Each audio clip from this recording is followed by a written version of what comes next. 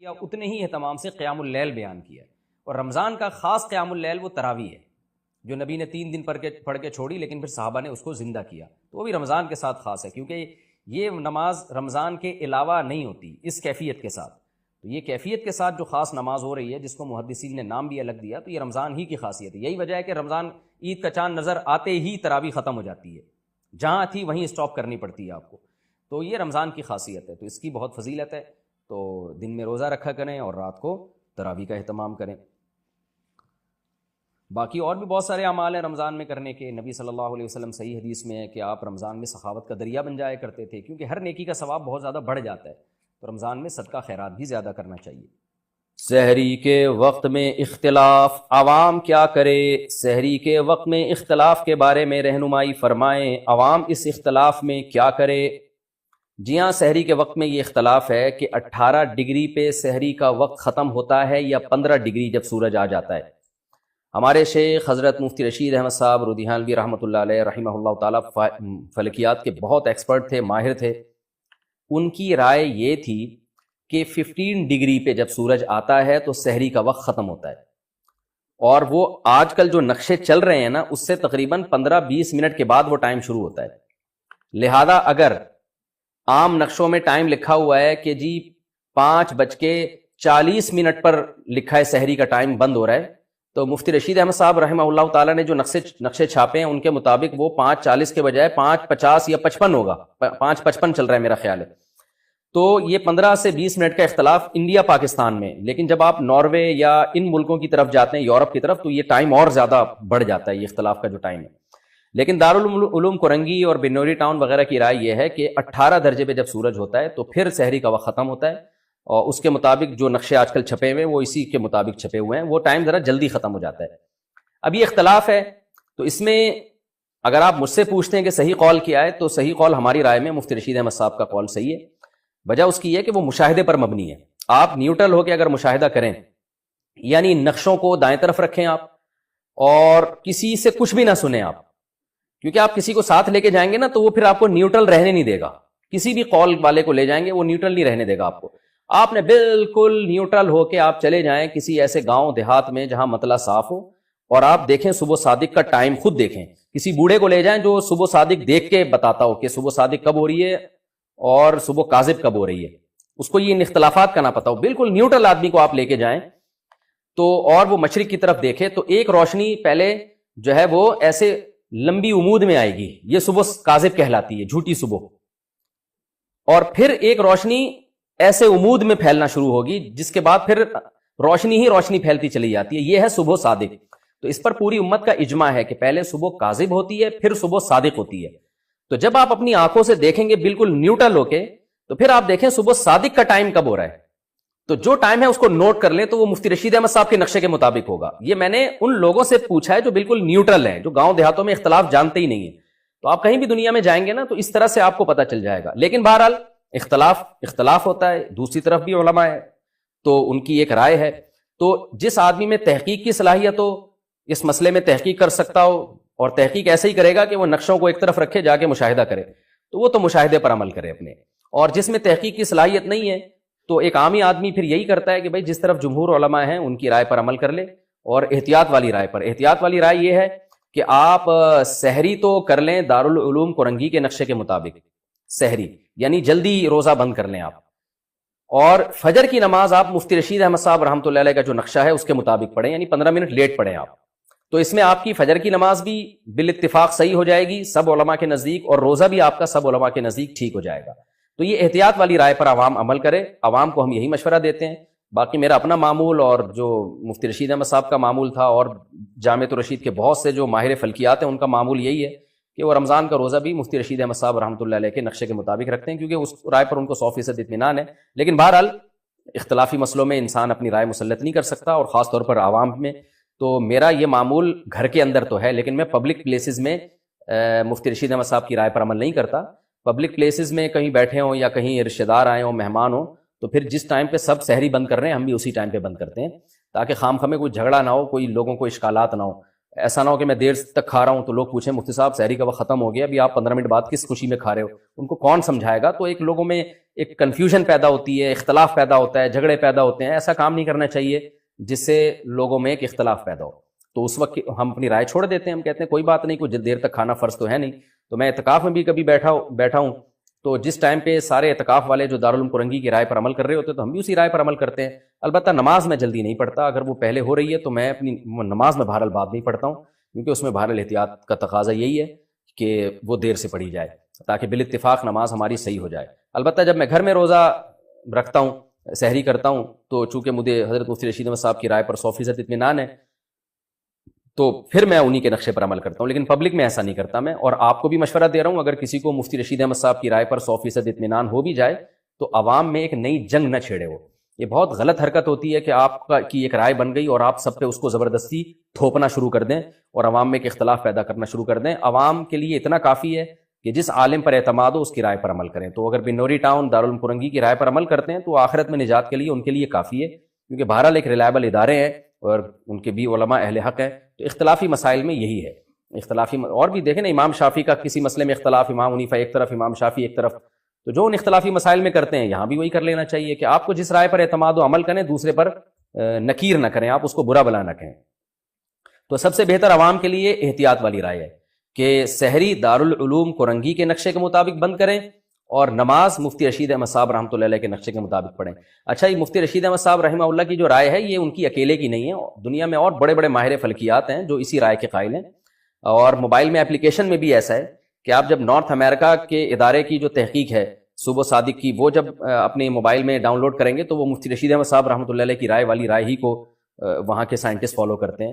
Karachi university میں بھی بہت سے ایسے سائنٹسٹ ہیں جو فلکیات کے ماہر ہیں، وہ بھی مفتی رشید احمد صاحب رحمۃ اللہ علیہ کی رائے کو اس بارے میں صحیح قرار دیتے ہیں. بہرحال اختلاف ہے تو احتیاط پر عمل کریں، زیادہ بہتر ہے. سیالکوٹ اور گجرانوالا کبھی آپ جائیں، آپ ناشتے میں وہاں پائے کھائیں گے، اتنے پائے کھائے جاتے ہیں ماشاءاللہ. لوگ کہتے ہیں کہ بھینسیں کیا یہاں اینٹوں پہ کھڑی ہوتی ہیں کہ سارے پائے تو لوگ کھا جاتے ہیں. بھائی خوراکیں ہیں خوراکیں. گجرانوالا ایک شہر ہے پنجاب میں، تو وہاں مشہور ہے کہ ان سے پوچھو کہاں جا رہے ہو، کہتے ہیں کھانا کھانے جا رہا ہوں. پوچھو کہاں سے آ رہے ہو، کہتے ہیں کھانا کھا کے آ رہا ہوں. تو خوراکیں ہیں. اور ہم کراچی والوں کی خوراکیں ایسی ہیں کہ ایک بہت ہی باریک سے بندے سے کسی نے پوچھا کہ یار یہ تمہاری صحت کا راز کیا ہے. بہت ہی بیچارہ باریک تھا، ایک دبلا ہوتا ہے ایک باریک ہوتا ہے. تو کہتے ہیں خوراکیں ہیں خوراکیں. کہتے ہیں کیا خوراک ہے؟ کہتے ہیں ایک چمچی دودھ نہار منہ گھٹا گھٹ پیتا ہوں. ٹھیک ہے.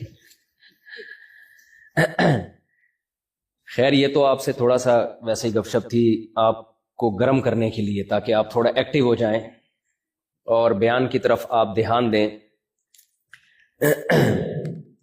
میں نے جو قرآن مجید کی آیات آپ کے سامنے پڑھی ہیں، دیکھو اللہ تعالیٰ کا ہم پر بہت بڑا احسان ہے. یہ میں کوئی روایتی بات نہیں کر رہا. آپ کو کی اردو بھی تھوڑی سی یہاں لوگوں کی مجھے لگا کچھ تھوڑی سی کمزور ہے، کچھ گجراتی، انگلش، اردو، ہندی مکس چل رہا ہے، تو ایک نئی زبان وجود میں آ رہی ہے. تو کوئی بھی ایسا لفظ میں اردو کا تھوڑا گاڑھا استعمال کروں تو آپ مجھے بتا دینا یار یہ اس کا مفتی صاحب مطلب کیا ہے. سیالکوٹ والے تو میری پوری بات سمجھتے بھی ہیں، لیکن یہاں جو انڈین ہیں ان کو شاید دو چار الفاظ میں کوئی مشکل ہو. بیان سے پہلے میں ایک چھوٹی سی بات جو بڑوں کی بات ہے آپ تک پارسل کرنا چاہتا ہوں. اردو زبان سے اپنا رشتہ مضبوطی سے قائم رکھیں، اردو سے رشتہ ختم نہ کریں. کیونکہ دیکھو دنیا میں دو بڑی زبانیں ہیں جو اسلام کی زبانیں سمجھی جاتی ہیں. یہ تحقیق ہے، یہ مذاق نہیں ہے، یہ ایسی ہوائی فائرنگ نہیں ہے. دنیا میں اسلام کی سب سے بڑی زبان عربی ہے، اس کے بعد اسلام کی سب سے بڑی زبان اردو ہے. اب سب کے لیے عربی بول چال میں مہارت حاصل کرنا تو بڑا مشکل کام ہے. وہ جب تک اس ماحول میں آپ رہتے نہیں ہیں آپ عربی بولنے پر قادر نہیں ہوتے. ہم نے عربی کی بہت بھاری بھرکم کتابیں پڑھی ہیں، عربی گرامر کی اور عربی لٹریچر کی، لیکن بولنے کے لیے پریکٹس چاہیے. جب تک آپ اس ماحول میں کئی مہینے کئی سال نہیں گزارتے کہ آپ کے اٹھنے بیٹھنے والے سارے عربی بولتے ہیں، اس وقت تک آپ بول نہیں سکتے. یہ انگلش بھی آپ دیکھیں، ڈاکٹر پوری میڈیکل سائنس انگلش میں پڑھتے ہیں، امتحان دیتے ہیں، لیکن انگلش بول نہیں سکتے جب تک کہ وہ پریکٹس نہ کریں بولنے کی. تو ہمارے پاس اسلام کے لیے 2 ہی زبانیں ہیں. سب سے بہتر تو یہ تھا کہ ہم سب عربی سیکھ لیتے, بول چال, وہ مشکل ہے ہر ایک کے لیے. تو ایک دوسری ہماری جو زبان ہے جو ہمیں ورثے میں ملی ہے, انڈیا پاکستان کی مشترکہ زبان ہے, وہ تو اردو ہے.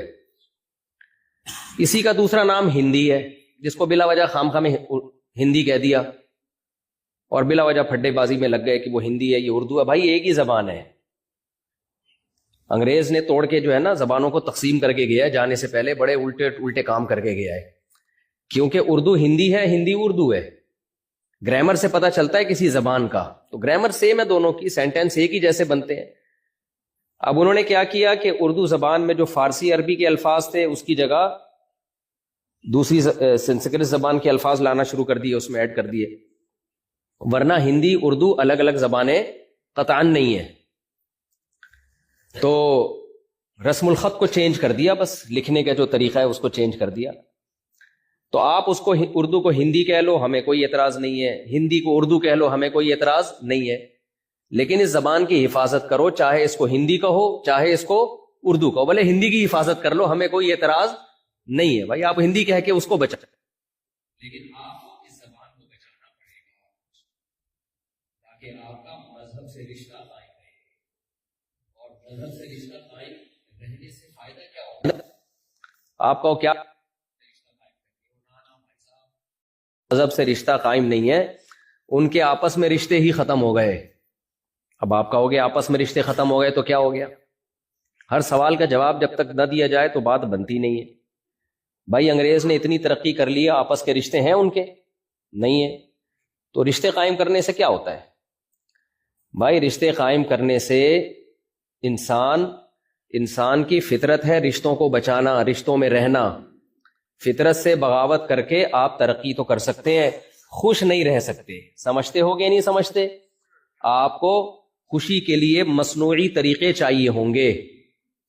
تو اگر اپنے کلچر کو بچانا ہے, اپنے رشتوں کو بچانا ہے, تو مذہب کو بچانا پڑے گا. اور مذہب کو بچانے کے لیے اس زبان کو بچانا پڑے گا جس سے آپ کا مذہب سے لنک مضبوط ہوتا ہے. وہ کون سی زبان ہے؟ اردو یا ہندی کہہ لو آپ اس کو.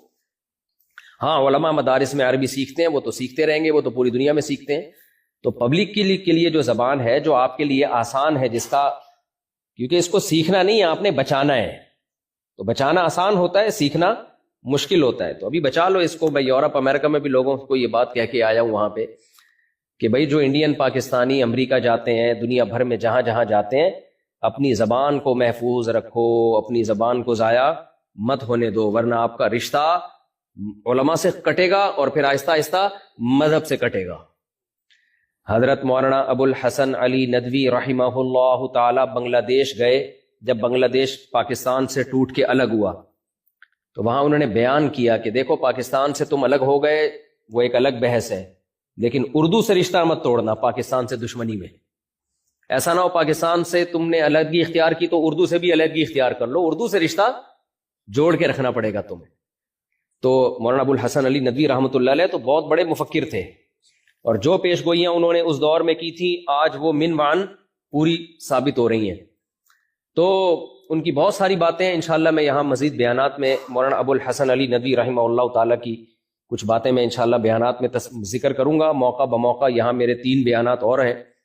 تو ان کا ایک بڑی ایک سوچ تھی ان کی کہ امت کو کس ٹریک پہ چلنا چاہیے, روایتی انداز سے ہمیں تھوڑا سا ہٹنا چاہیے ورنہ ہم آگے نہیں جا سکیں گے. خیر, میں نے جو قرآن مجید کی آیت آپ کے سامنے پڑھی ہے, جب بھی قرآن کی کوئی آیت پڑھتا ہوں دل میں ایک خیال آتا ہے کہ اللہ کا ہم پہ سب سے بڑا احسان یہ ہے کہ اللہ نے ہمیں اسلام دیا. اگر ہمیں اسلام نہ پتہ چلتا نا تو ہم میں اور جانوروں میں کوئی فرق نہیں ہوتا. آپ کہہ سکتے ہو یار کس قسم کی باتیں کر رہے ہو مفتی صاحب, آپ کو ہم نے بیان کے لیے بلایا ہے, فلسفہ جھاڑنے کے لیے بولو نہیں بولو. یہ کیا باتیں کر رہے ہو کہ اگر ہم اسلام سے ہمارا رشتہ نہ ہوتا تو ہم میں اور جانوروں میں کوئی فرق نہ ہوتا.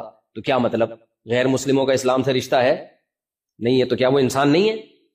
لوگ کہتے ہیں وہ تو ہم سے اچھے انسان ہیں, وہ تو ہم سے اچھے انسان ہیں. بھائی قرآن یہ کہتا ہے اولئک کالانعام بل ہم اضل, جو لوگ اللہ کو نہیں مانتے، اسلام کو نہیں مانتے، اللہ قرآن میں کہتے ہیں یہ لوگ چوپایوں کی طرح ہیں، جانوروں کی طرح ہیں، بل ہم اضل، بلکہ جانوروں سے بھی بدتر۔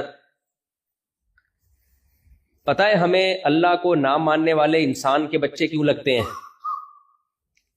آپ کہہ سکتے ہو ہمیں تو جو اللہ کو نہیں مانتے وہ اپنے سے زیادہ اچھے انسان نظر آتے ہیں، بہت دفعہ وہ ہمیں اس لیے لگتے ہیں کہ دنیا میں اچھائی اور برائی کو ناپنے کا ہر ایک کا پیمانہ اور معیار، کرائیٹیریا مختلف ہے۔ سمجھتے ہو کہ نہیں سمجھتے؟ نہیں سمجھ میں آ رہی، مجھے لگ رہا ہے اوپر سے گزر رہا ہے بیان۔ آ رہا ہے سمجھ میں؟ اچھا دیکھو میں ایک مثال سے بات سمجھاتا ہوں۔ آپ کی بیوی والی مثال بہت اچھی طرح سمجھ میں آتی ہے۔ آپ کی بیوی کے لیے آپ اچھے شوہر ہو جب آپ اس کا نان نفقہ پورا کرتے ہو، اسے محبت دیتے ہو، دوستوں میں بالکل بھی نہیں بیٹھتے، ماں باپ پہ اور بیوی بچوں پہ، ماں باپ پہ بہن بھائیوں پہ بالکل بھی خرچ نہیں کرتے، ساری دولت لا کے کس کی جھولی میں ڈال دیتے ہو؟ بیگم صاحبہ کی۔ دوسری شادی کی کبھی بھی بات نہیں کرتے، لعنت بھیجتے ہو صبح شام دوسری شادی پہ، اور اپنی بیوی کو میرے بیان سننے سے بھی منع کرتے ہو۔ تو آپ کی بیوی کی نظر میں آپ سے اچھا انسان دنیا میں کوئی ہوگا؟ ہے بھائی ادھر توجہ، آپ کی بیوی کے لیے آپ سے اچھا انسان دنیا میں کوئی ہوگا؟ بالکل نہیں ہوگا۔ لیکن آپ دوستوں کی نظر میں اچھے نہیں ہوگے، ماں کی نظر میں اچھے نہیں ہوگے، بہن بھائیوں کی نظر میں آپ اچھے نہیں ہوگے۔ تو پتہ چلا بیوی کے لیے جب بیوی کسی مرد کے بارے میں کہتی ہے اچھا یا برا تو اس کا کرائیٹیریا الگ ہے، دوستوں کے لیے کرائیٹیریا الگ ہے۔ آپ کسی کمپنی میں جاب کرتے ہو ہیں بھائی، مثال کے طور پر یہ یاسین بھائی ہیں، انہوں نے اپنی کمپنی میں کسی کو ملازمت کے طور پہ رکھا اور وہ ایک دم صبح 8 بجے ٹائم پہ پہنچتا ہے اور اوور ٹائم بھی لگاتا ہے اور اضافی تنخواہ بھی نہیں لیتا، بہت ایمانداری سے کام کرتا ہے وہ۔ تو یہ یاسین بھائی کیا کہیں گے؟ 2 نمبر آدمی ہے، 1 نمبر آدمی ہے؟ لیکن ان کو کسی نے آ کے بتایا کہ یاسین بھائی یہ آدمی ایسا ہے کہ یہ رات کو چرس پیتا ہے بیٹھ کے، یا اس کا اپنی بیوی کے ساتھ اچھا سلوک نہیں ہے، لیکن ٹائم پہ آ رہا ہے، ٹائم پہ جا رہا ہے، انہوں نے جو کام اس کے ذمے لگایا اس میں وہ 1 نمبر ہے، تو کیا یہ اس کو اپنی کمپنی سے آؤٹ کریں گے؟ ہے بھائی، ایک دن پینٹ میں دیکھا تو سگریٹ کے ڈبے نکلے، گٹکے نکلے، بھائی یہ بولیں گے یار یہ گٹکا کھائے، سگریٹ پیے، میرا لینا دینا کیا ہے؟ میں نے اپنی کمپنی کے لیے ایک بندہ رکھا تھا، اس میں یہ معیار میں بولو پورا اترتا ہے، میں اس کو کبھی، بلکہ میں اس کی تنخواہ اگلے مہینے سے ڈبل کرنے والا ہوں۔ یہی ہوگا کہ نہیں ہوگا؟ تو پتا چلا کہ کمپنی جب کسی جو اپنے ملازمین ہوتی ہے، کمپنی کے لیے ان ملازمین کے اچھے اور برے ہونے کا جو کرائیٹیریا ہے، جو معیار ہے، وہ بالکل ڈیفرنٹ ہے۔ سمجھ میں آ رہی ہے بات کہ نہیں آ رہی؟ اچھا، گھر میں آپ 5 وقت کے نمازی ہو، اتنی بڑی آپ کی داڑھی ہے، شیمپو سے نہاتے ہو روزانہ، ڈیٹول سے نہاتے ہو، تیزاب سے نہاتے ہو، کما کے نہیں لاتے، آپ کما کے نہیں لاتے، اور ایک بیٹا باپ کا ایسا ہے جو میلا کچیلا گندا، کبھی نماز نہیں پڑھی، کما کے جتنا کماتا ہے ساری رقم باپ کی جھولی میں لا کے ڈال دیتا ہے۔ باپ کی نظر میں صاف ستھرا اچھا ہے یا گندا میلا اچھا ہے؟ بولو، جو گندا میلا ہے نا، ابا کہے گا مجھے تیرے شیمپو کی کوئی ضرورت نہیں۔ تو باپ کی نظر میں اچھائی اور برائی کا معیار اور کرائیٹیریا وہ کیا ہے؟ وہ ڈیفرنٹ ہے۔ یورپ امریکہ میں اچھا شہری، اچھا سٹیزن کس کو سمجھا جاتا ہے؟ جو قانون کو نہیں توڑے اور ٹیکس ٹائم پہ دے، اماں کو اولڈ ہاؤس میں جمع کرا دے بڑھاپے میں، ابا کو اولڈ ہاؤس میں جمع کرا دے، اس کا اچھے سٹیزن شپ ہونے سے ان کی نظر میں کوئی تعلق نہیں ہے۔ 18 سال کا بچہ ہو کے ابا کو ٹاٹا کر کے نکل جائے، اماں کو ٹاٹا کر کے نکل جائے، تو بھی وہ سٹیزن، اچھا سٹیزن ہے، وہ اچھا شہری ہے، وہ بشرطے کہ ٹیکس ٹائم پہ دے۔ اور اگر کوئی وہ سائنسی ایجاد کرے گا تو اس کو پرائز بھی ملے گا، انعام بھی ملے گا، ایوارڈ بھی ملے گا۔ اس ایوارڈ میں یہ تھوڑی دیکھا جاتا ہے کہ یہ اپنے ابا کے پاؤں دباتا ہے یا ابا کے پاؤں نہیں دباتا، اس نے اپنی ماں کا علاج کرایا تھا یا ماں کا علاج نہیں کرایا تھا، اس کا بیوی کے ساتھ اچھا سلوک ہے یا اچھا سلوک نہیں ہے۔ تو پتا چلا بھائی اسٹیٹ جب لوگوں کو دیکھتی ہے تو اسٹیٹ کی نظر میں اپنی عوام اور اپنے شہریوں کو اچھا اور برا کہنے کا معیار وہ مختلف ہے۔ سمجھ میں آ رہی بات کی نہیں آ رہی؟ دوست جب دیکھتے ہیں نا کہ یہ اچھا دوست ہے یا برا دوست، تو وہ یہ دیکھتے ہیں کہ کھانا جب ہم ہوٹل میں جا کے کھاتے ہیں تو یہ کھاتا ہی رہتا ہے یا کبھی پیسے بھی دیتا ہے۔ اگر آپ دوستوں کی گیدرنگ میں جاتے ہو، جب بھی کھانا کا آرڈر کرنے کی باری آتی ہے تو آپ آگے آگے ہوتے۔ ہمارے ایک جاننے والے تھے، جب بھی ہم کہیں ہوٹل میں جاتے اکٹھے کھانے کے لیے تو وہ آرڈر وہ ایسے دے رہے ہوتے تھے جیسے آج انہوں نے دعوت کی ہے۔ میں بھی کئی دفعہ دھوکے میں آیا، میں نے کہا شاید دعوت، مجھے خیال ہوا کہ ملایا تو میں ہوں، دعوت تو میں نے کرنے کا پروگرام تھا، لیکن شاید ان کا آج سخاوت کا دریا بہہ رہا ہے اور آج ان کو خیال آیا کہ یار مفتی صاحب کی دعوت کریں، تو یہ لیا یہ لیا، یہ اتنی چاپیں، اتنی بہاری بوٹی، اتنے کباب، اتنی پلاؤ، اتنی بریانی۔ تو میں سمجھ بیٹھا کہ میں نے کہا شاید یہ دعوت کر رہے ہیں۔ تو اب اگر ایک آدمی جب دوستوں کی گیدرنگ میں جائے ہمیشہ آرڈر ہی دیتا رہے، پیسے کبھی بھی نہ دے، تو دوستوں کی نظر میں وہ اچھا ہوگا برا ہوگا؟ برا ہوگا بھائی۔ تو ہر شخص دوسرے کو الگ نظر سے دیکھتا ہے۔ تو میرے بھائی ہر آدمی کا دوسرے کو جاننے کا، ناپنے کا معیار اور پیمانہ دوسرے سے ڈیفرنٹ ہے۔ اب اس میں سچی مچی والا جو اوریجنل پیمانہ کس کا ہے بھائی، یہ کیسے فیصلہ کریں گے؟ اور آگے چلتا ہوں، میں مثال دیتا ہوں۔ دیکھیں دنیا میں جتنی بڑی بڑی مہذب قومیں ہیں نا، وہ ساری قومیں پینے پلانے کو الاؤ کرتی ہیں۔ پینا سمجھتے ہو؟ آپ لوگ تو یہاں رہتے ہو، آپ تو صبح شام دیکھ رہے ہو لوگوں کو پیتے ہوئے۔ شراب پینے کو کیا سمجھتے ہیں؟ جائز سمجھتے ہیں، کہتے ہیں کوئی بات نہیں، اس کا اپنا پرسنل معاملہ ہے، اگر کوئی آدھی بوتل ایک بوتل پی لیتا ہے۔ جب بھی میں یہ پینے پلانے کی بات کرتا ہوں مجھے ایک شعر یاد آتا ہے، جو پرانے لوگ ہیں وہ سن سن کے شاید بور ہو جائیں، لیکن نئے لوگوں کو بڑا مزہ آئے گا۔ جو نیا اللہ معاف فرمائے، اللہ سب کو شراب سے بچائے لیکن شرابی جو شراب اتنی غلیظ، اتنی گندی، اتنی پلید، اتنی ناپاک چیز کے شریعت نے حکم دیا، آپ یہاں یہ حد جاری نہ کر دینا۔ یہ شریعت کا حکم ہے، جو جہاں اسلامی حکومت ہوگی تو خلیفہ کو یہ اجازت ہے، آپ یہ خود نہ کر لینا یہ کام، ورنہ لینے کے دینے پڑ جائیں گے۔ تو شریعت کا حکم کیا ہے؟ جو شراب پیے اسے چوک میں پبلک کے سامنے 80 کوڑے مارو۔ کیا حکم ہے شریعت کا؟ جو شراب پیے اسے چوک میں لے جا کے 80 کوڑے مارو۔ کتنی بری چیز ہے نا شریعت کی نظر میں۔ اب شریعت کا کرائٹیریا معیار ایک الگ ہے، لیکن دنیا کی نظر میں ہم جب گوروں سے پوچھتے ہیں کہ یار تم شراب پیتے ہو تمہیں نشہ نہیں آتا؟ نیا نیا جو آدمی شراب پیے گا وہ تو ایک ڈھکن ہی گھوم جائے گا نا۔ اس پہ شاعر کا ایک شعر ہے، جو ذرا سی پی کے بہک گیا، سہیل بھائی نہیں ہے ورنہ آج ان کی روح خوش ہو جاتی۔ ملاوی میں ہمارے ساتھ سہیل بھائی تھے۔